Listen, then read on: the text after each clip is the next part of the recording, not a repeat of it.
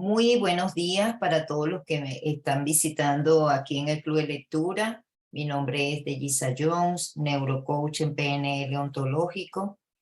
Y a continuación estoy leyendo el libro Volver a casa de John Braswell. Y es importante nosotros tener en cuenta cómo el niño interior que está herido, cómo poderlo sanar con dicha literatura.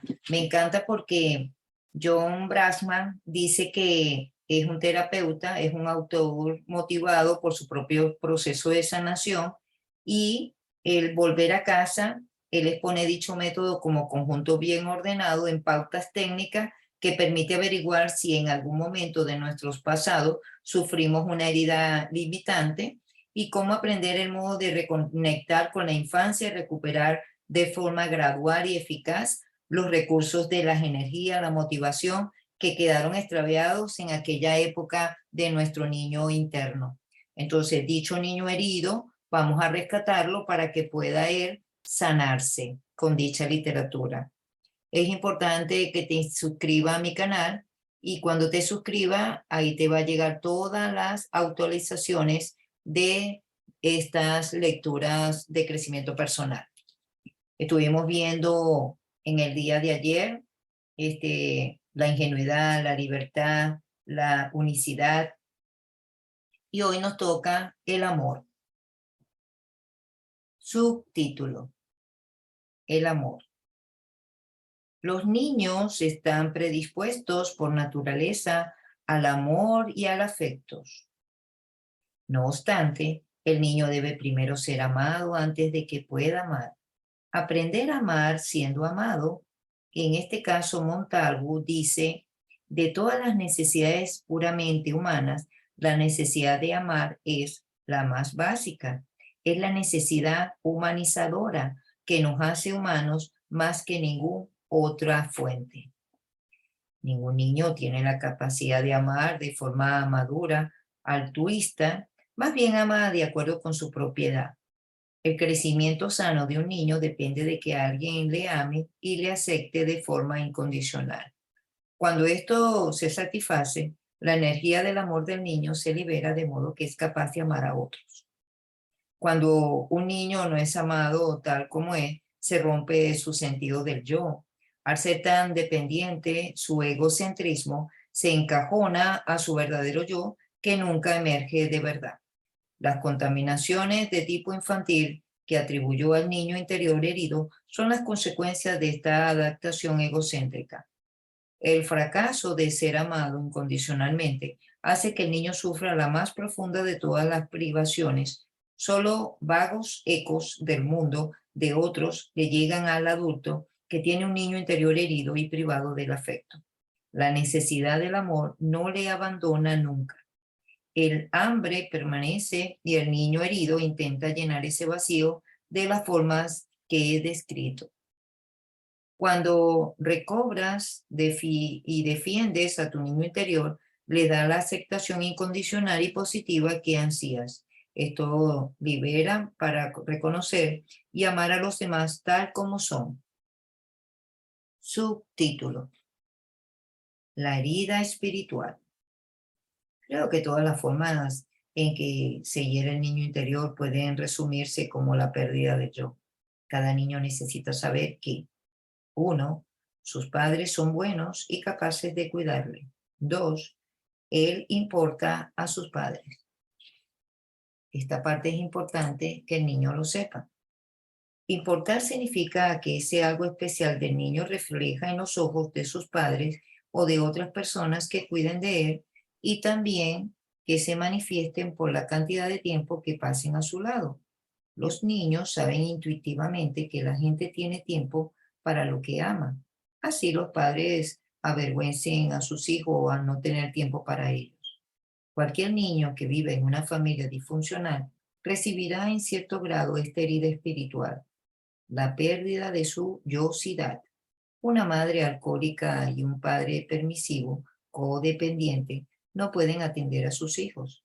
El alcohólico está absorbido por la bebida y el codependiente por el alcohol, y por lo tanto no están junto a sus hijos emocionalmente. Lo mismo sucede en los padres que sufren algún trastorno crónico. como una adicción al trabajo o a las actividades religiosas, desórdenes de alimentación, adicción al control o al perfeccionismo, o alguna enfermedad física o mental. Sea el trastorno que sea, cuando los padres están absortos en sus propios problemas, no pueden estar al lado de sus hijos. La psiquiatra Karen dice lo siguiente: debido a la influencia adversa de diverso tipo, puede que no se permita crecer al niño de acuerdo con sus necesidades y posibilidades concretas. En síntesis, estas influencias se reducen al hecho de que la gente está demasiado inmersa en sus propias neurosis para ser capaz de amar al niño o incluso para concebirlo como el individuo específico que es. Continúo. El mayor trauma que puede experimentar un niño es el deseo frustrado de ser amado y de que se acepte su amor. Ningún padre en una familia disfuncional puede darle lo que él necesita porque ellos mismos están muy necesitados. De hecho, a la mayoría de los niños de estas familias disfuncionales, cuando más se les ha herido, han sido cuando estaban más necesitados. Pienso ahora en Joshua. Él tenía un padre alcohólico. A los 7 años nunca sabía cuándo su padre iba a estar en casa. A los 11 su padre le abandonó emocional y económicamente. Un niño necesita a su padre, pues, para amarse a sí mismo como hombre y necesita que un hombre le quiera y vincularse con él. Pero Joshua no ha estado nunca unido a su padre.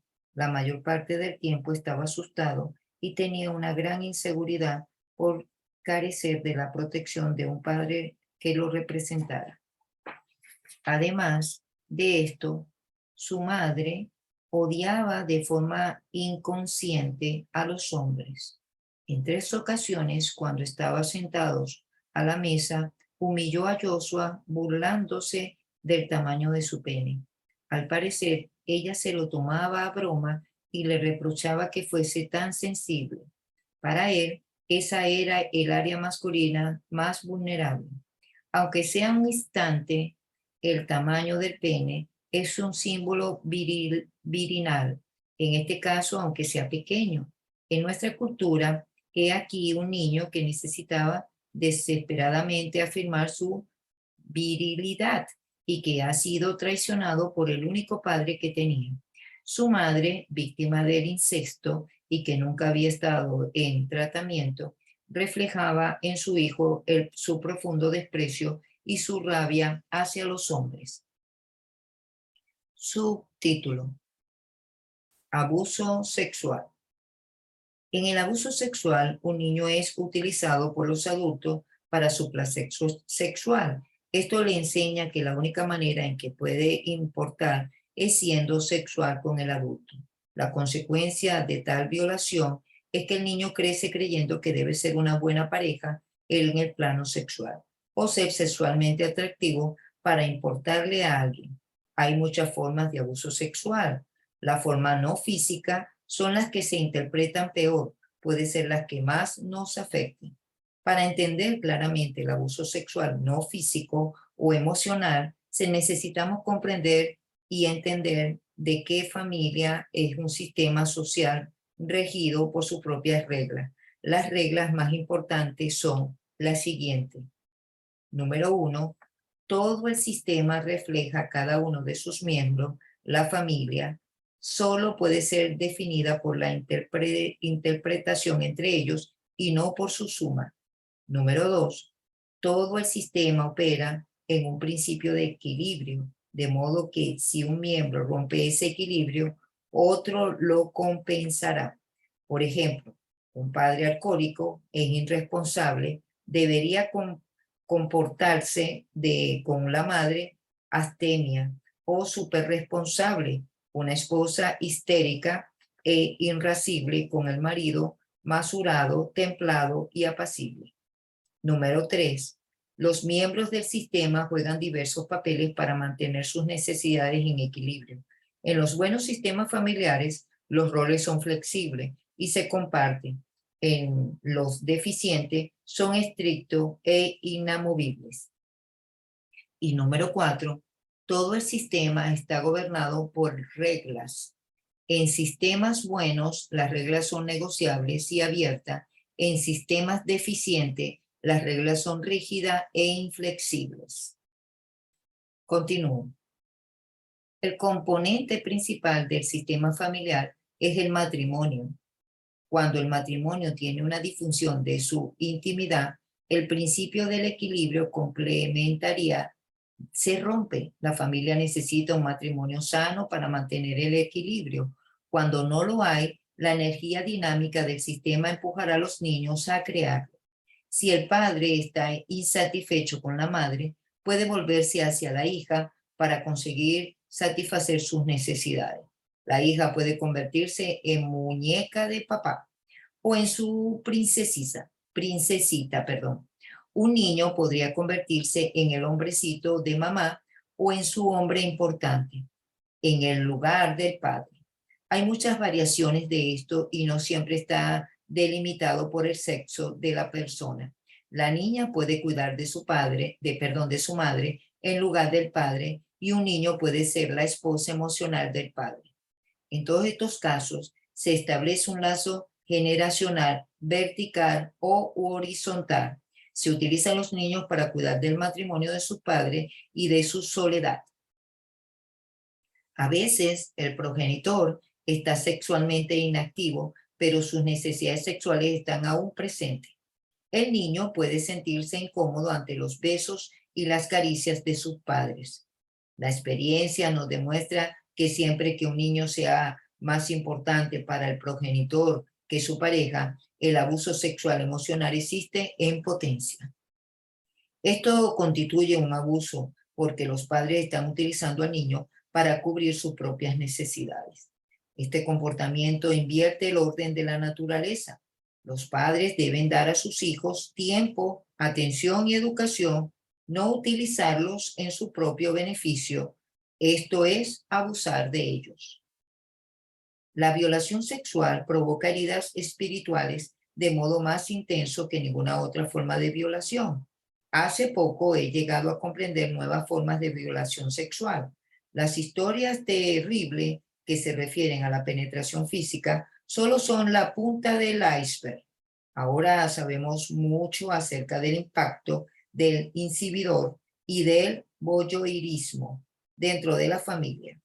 El factor clave de tal abuso parece ser el estado interno de los padres, es decir, si se excita ante su propia desnudez o a la de sus hijos. Muchas violaciones sexuales en la familia vienen de infringir las fronteras. Puede que el niño no tenga un sitio donde estar en privado o a salvo. Tal vez sus padres irrumpan en el baño mientras lo están utilizando y él le pregunte continuamente acerca de cada detalle de su vida sexual. O tal vez obliguen a los más pequeños a arrodillarse para explicarles enemas innecesarios. Y tantos enemas, ahí eso es un abuso sexual. La violación sexual también se da por carecer de los padres de barreras sexuales adecuadas con sus hijos. Esto se caracteriza a menudo por comentarios inapropiados y discusiones. Mi paciente Shirley se sentía muchas veces incómoda con su padre, le daba palmaditas en las nalgas y le decía que qué culito más sexy tenía y que ojalá él tuviera unos años menos. En ese caso, ella escuchaba y le disgustaba este tipo de comentario de su padre hacia ella. Eso es abuso psicológico y espiritual. En este caso, Shirley buscó hombres mayores a los que le excitasen sus nalgas. La madre de Lolita empatía con ella a su vida sexual diciéndole lo aburrido que era su padre como amante y que el pene tan pequeñito que tenía, haciéndola cómplice y estaba violando seriamente las barreras de su hija. Lolita estaba tan atrapada en las redes de su madre que no tenía identidad sexual propia. Tuvo muchas veces conjeturas con hombres casados, pero al final siempre se negaba a hacer el amor con ellos y los rechazaba. Comentaba que para tener un orgasmo tenía que imaginarse que era su madre. Otra forma de abuso sexual que Dada la falta de orientación sexual por parte de los padres June no le facilitaron ninguna información sobre su sexualidad, no le explicaron nunca nada. Cuando le vino la menstruación, se asomó tanto y se asustó que se puso gravemente enferma. La violación sexual puede venir también de los hermanos mayores. Lo normal aquí es que se dé cuando hay más de 2 años de diferencia. Los niños de la misma edad suelen entablar exploraciones sexuales que por lo general forman parte de su desarrollo normal. Sin embargo, si un niño muestra ante otro niño su edad con un comportamiento no normal por los años, que se considera a menudo un síntoma de que ha violado al niño agresor y de que éste está violando sexualmente al otro niño. Atendamos el caso de Sammy, que fue sodomizado en repetidas ocasiones por su mejor amigo cuando tenía 6 años y medio y su amigo lo había violado analmente su tío. El amigo luego certificaba el abuso con Sammy, lo que el tío hacía con él. Este amigo se lo hacía a Sammy. Los niños creen que sus padres creerán y crecerán en vínculos imaginarios para mantener esas creencias. Yo me engañaba a mí mismo y negaba la amarga evidencia, manteniendo que el alcohólico de mi padre en realidad me quería. Creí que en la infancia de que él pensaba realmente mucho en mí, pero que como estaba tan enfermo, no tenía tiempo para quererme. A nadie le gusta que le utilicen. Como adultos, nos enfadamos cuando sabemos que alguien nos está utilizando. Los niños no pueden saber cuándo se le está utilizando, pero el niño interior herido por la herida, cuando abusan sexualmente de nosotros, sentimos que no se nos quiere y que lo que somos no nos volvemos antisexuales o supersexuales para sentir que importamos. Subtítulo: abuso físico. También el abuso físico provoca una herida espiritual.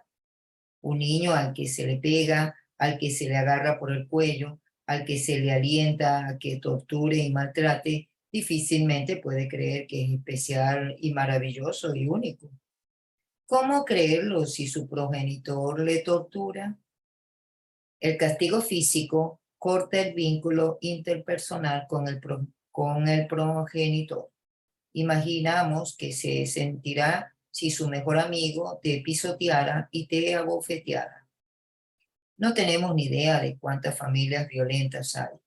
Esos hechos quedan escondidos en las salas de urgencia de los hospitales, en la vergüenza de las familias y sobre todo en el terror de que te vuelvan a pegar si hablas de ello.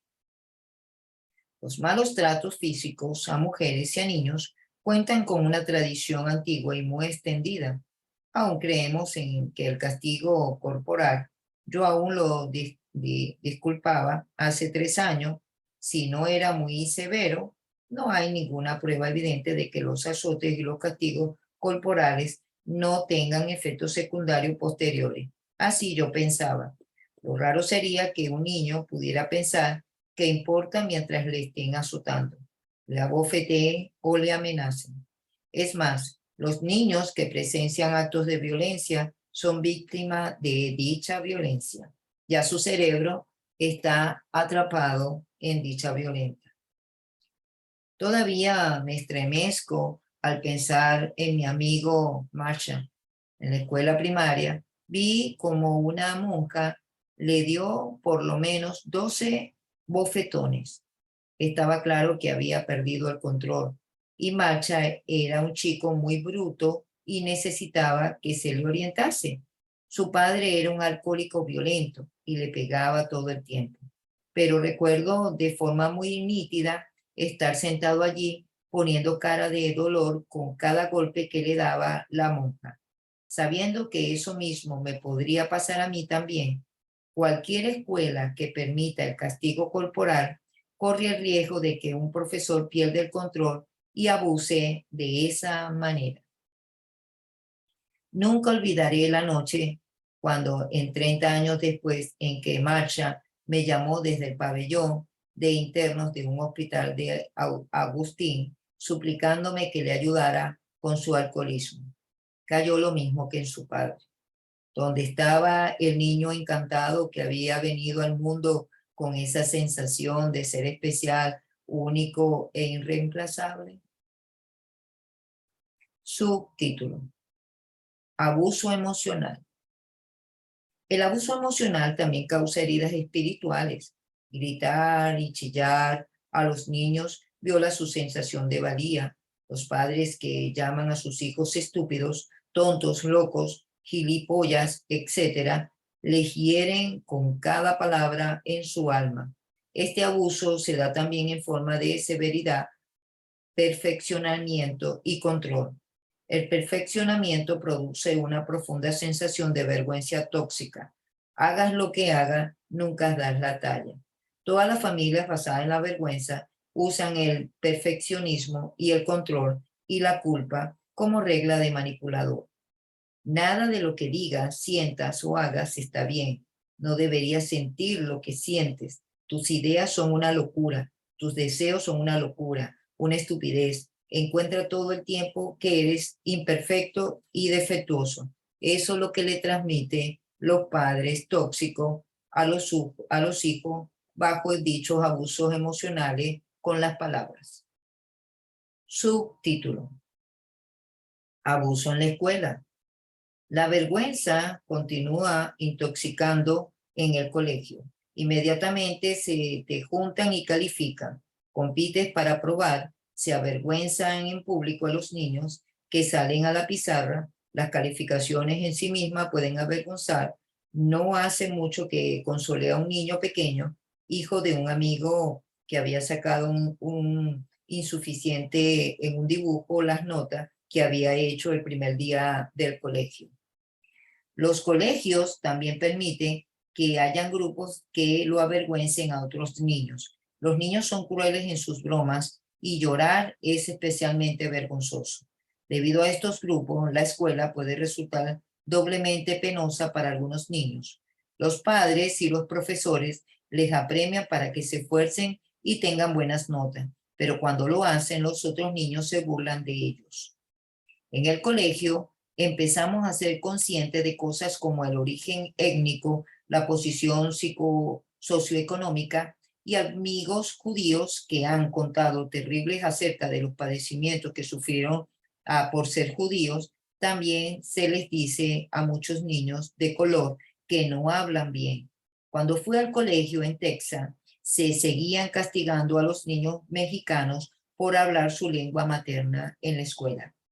Recuerdo la vergüenza que pasé por no tener coche y tener que ir andando al instituto. Esto se agravaba por el hecho de que fui a un instituto donde la mayoría de los niños eran ricos. Los niños en edad escolar aprenden muy rápido todo lo referente a la posición social. Subtítulo: Abuso en la iglesia. Un chico también puede avergonzarse en la escuela dominical, en las iglesias, escuchando acaloradamente el sermón sobre el fuego del infierno. Escuché no hace mucho a un predicador en televisión que decía: no puede ser lo suficiente bueno para ser aceptado a los ojos de Dios. Qué terrible enfrenta para Dios esto, lo que está diciendo este sacerdote. Pero, ¿cómo podría un niño saber este hombre que estaba ocultando su propia vergüenza en su envenenado desvarío? En la escuela primaria me enseñaron la oración de Santa Catalina y, si mi memoria no me falla, decía algo así: forzada a dejar esta vida de infortunio, con profunda angustia lloro, muero porque no muero. Vaya cántico feliz para empezar el día. En un rezo místico que no tiene sentido en un nivel más alto de la espiritualidad, pero a un niño de quinto curso le causa una herida espiritual muy profunda. Subtítulo: Vergüenza cultural. Nuestra cultura tiene su propio sistema de perfección que nos hiere espiritualmente. Tenemos que ser perfectos, tenemos que hombres con grandes penes, mujeres de pechos grandes y firmes, traseros. Si tus genitales no son grandes, se te considera inferior. Recuerdo lo penoso que era ducharse en los vestuarios después de un partido de fútbol. Los mayores incordiaban a los pequeños y les tomaban el pelo. Rezaban para que no los tomaran conmigo y me reía nerviosamente y me unía a ellos cuando se metían con otros. También me acuerdo de que los chicos gordos y feos vivían a diario con una pandilla nada más de llegar a la escuela. Otro tanto ocurría con los torpes, los que no eran atléticos, que se avergonzaban en los recreos de los juegos. Estas son cosas que dejan cicatrices, que perturban. Al haber sido pobre, aún siento vergüenza cuando voy a un club o otro sitio exclusivo de elegante. Muchas veces sé que incluso tengo más dinero que la gente que me rodea, pero aún así no puedo evitar el remordimiento de la vergüenza cultural. Los niños aprecian enseguida y desde muy pequeño que hay diferentes reales economía y social entre ellos y sus amigos. Son extremadamente conscientes de la forma de vestir y de los barrios ricos. La presión de grupo en estos aspectos se incrementa muchísimo según pasan los años. Siempre se mide lo que vales y la mayoría de las veces no das la talla. El mensaje es, tu manera de ser no es la buena. Tienes que ser como nosotros queremos que sean. Vergüenza tóxica. Subtítulo. Todo este tipo de abuso crea vergüenza tóxica.